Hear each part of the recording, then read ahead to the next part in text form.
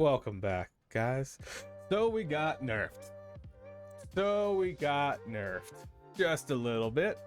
I think it's looking like about 6%, which is pretty modest actually compared to what I think we all thought we were going to get nerfed by. And also side by side looking at what Demo Lock and Unholy DK got, I think we got out pretty good. Pretty good. We did get some changes due to some of the tuning. So before we do that, actually, you know what? Let's check out exactly what we got nerfed, because this is coming the 17th, the Tuesday. So for Scale Commander, mass eruption damage bonus for each missing target reduced to 10% was 15. If you want to look at mass eruption, let's see. This is, oh, I'm not on scale right now. Mass eruption. So empowered spells cause it to hit. This is kind of what causes your bombardments. Striking less than 3 targets, it's increased by 15% for each missing target. So if you're only hitting 1, it would be increased by 30. Now it's 20. So not terrible compared to what could have happened there. Molten Embers damage bonus reduced to 15%. This is actually kind of big. This is what's changing our build. It makes Molten Embers not good enough to be taking at the moment. Maybe not at the moment, but when this happens. So we have mass eruption damage bonus, so your AoE is a little worse. Molten Embers means your uptime is a little is not as important. So the rank 1 fire breath is going to be changing. This one hurt a little bit. Duplicate rank 4 stat bonus reduced to 75% from 100%. This probably hurts Chrono a little bit more than it hurts Scale. But overall, it's I think everybody's kind of okay with these nerfs. We kind of saw it coming. I expected Duplicate to get a reduction in its extension, or to have like a set time. I thought they were going to say Duplicate lasts for 30 seconds, then that's it. No extension, just lasts for 30 seconds. Because that's how long Ebon might last, or the cooldown of Ebon might. So that's kind of what I thought was going to happen, but this is just reducing the stat bonus for it.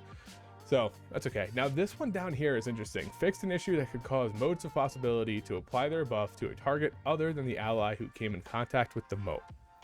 Now, everybody's pretty confused on this. A lot of people, I don't think nobody really knows what this means yet. Mainly because fixed an issue that could cause motes of possibility to apply their buff to a target that's not them. Shifting Sands always smart targeted, which we always assumed was intentional. Now there's some discussion of maybe that wasn't intentional and they wanted it to go on the person just like everything else does. All the other buffs just go on whoever grabs it. So depending on what this actually means, could be good or bad for motes. If it makes everything smart target, like if it fixes it so that it's correct, then it's really good. If it makes it so that Shifting Sands doesn't smart target anymore, then it makes motes a lot worse.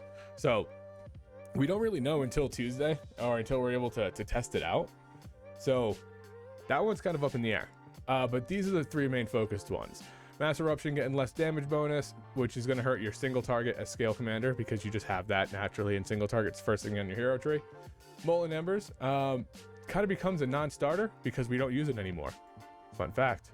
And then Duplicate, this hurts Chrono a little bit more, but overall was probably needed. Our Apex talent is easily the strongest in the game.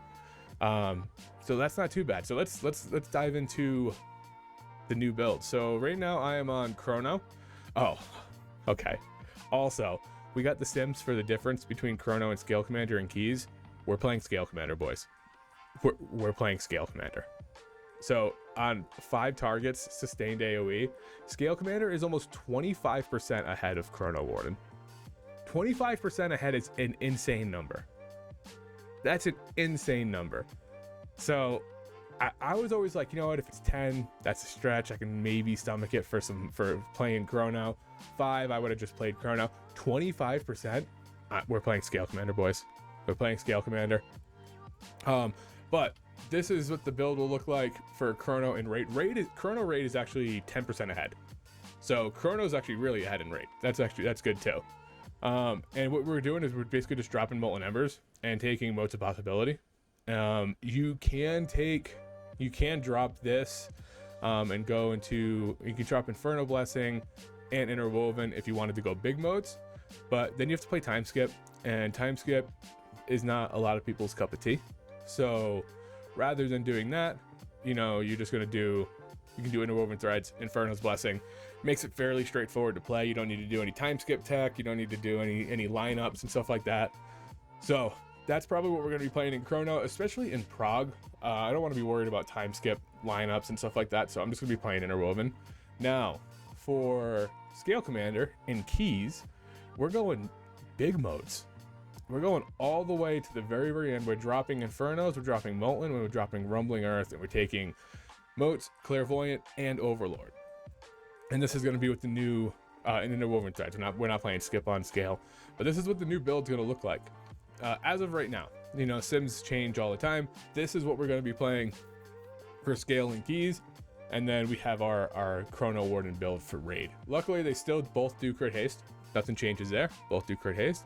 But the Molten Embers change is funny because we got it nerfed now, and then we're losing it in like 4 months entirely for the Mighty Inferno, which actually Mighty Inferno, I tried it on PTR. It's pretty cool. So yeah, so Scalecommander and keys is the official decision. 25% ahead. It's like 23.9 or something like that. It's way too much to justify not playing it. But yeah, those are the changes, guys.